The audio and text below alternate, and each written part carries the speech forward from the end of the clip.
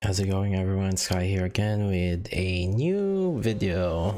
This time around it's gonna be about Honkai Star Rail. So I've just recently reached Equilibrium 3 and there's a few things that I've noticed in game, and so here I am to share some of the things that I found out.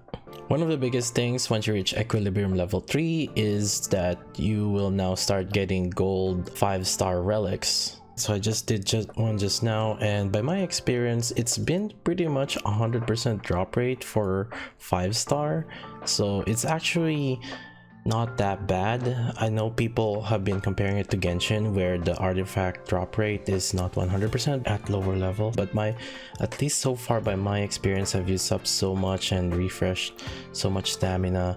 It seems to be 100%. I've gotten a 5-star every single run so far. And yeah, basically do not farm relics on Equilibrium 2 as you're pretty much gonna replace them pretty fast. You can start gearing up your characters. You can easily get 5-star full set pretty fast. And if you are ever going to be struggling, there's always, remember that there is a support and you can start borrowing units from other people. You can look for like a high level people and then just add them and then click refresh if you don't find anyone. Looking for different people that could help you carry the runs. Try to do that once you reach Equilibrium level 3 and you ascend your character. The skill level cap goes up from level 4 and now it starts becoming level 6, and you're gonna start to need to farm a lot of the trace materials or ascension materials. I recommend to start farming around different enemies around the map, and they do drop these kind of materials. And not to mention, they also drop some synthesis materials. These synthesis materials are pretty helpful, especially if you're trying to fight some formidable foes around. You can craft them and then help them out for the battle. Here's the website that I use to check for some farming materials. You can just kind of do them at your own pace. You don't have to do really all of them as it does take a lot of time, but different areas does drop different materials, so it's just something to keep in mind.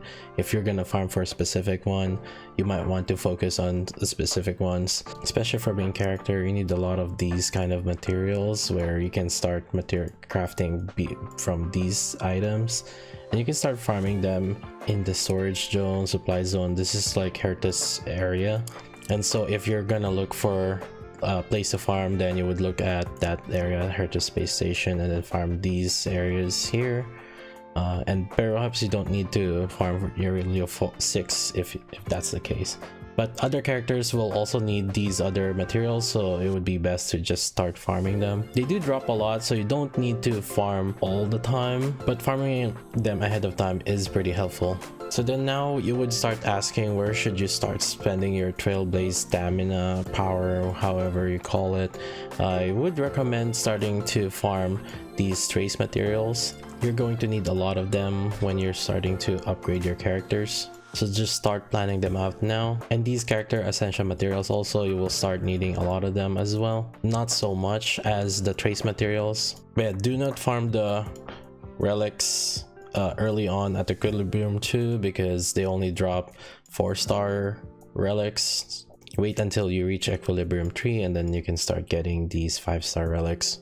Another thing is the assignments. I would recommend starting to farm these items in your assignments. These are experience for your character and your light cones, and perhaps credits if you ever need one, but from my experience it seems like there's not that much lack of credits for most people. And then finally, when you reach Trailblaze level 40, it's technically when you reach Equilibrium level 3, you would have reached level 40 by then. And then there is a part here where you can buy the Tracks of Destiny, which are used for leveling up your traces. Those are very important because they actually unlock a different path where they're just kind of additional abilities which will make your character more complete. You should definitely buy these items in the embers exchange. And how do you get these embers? These are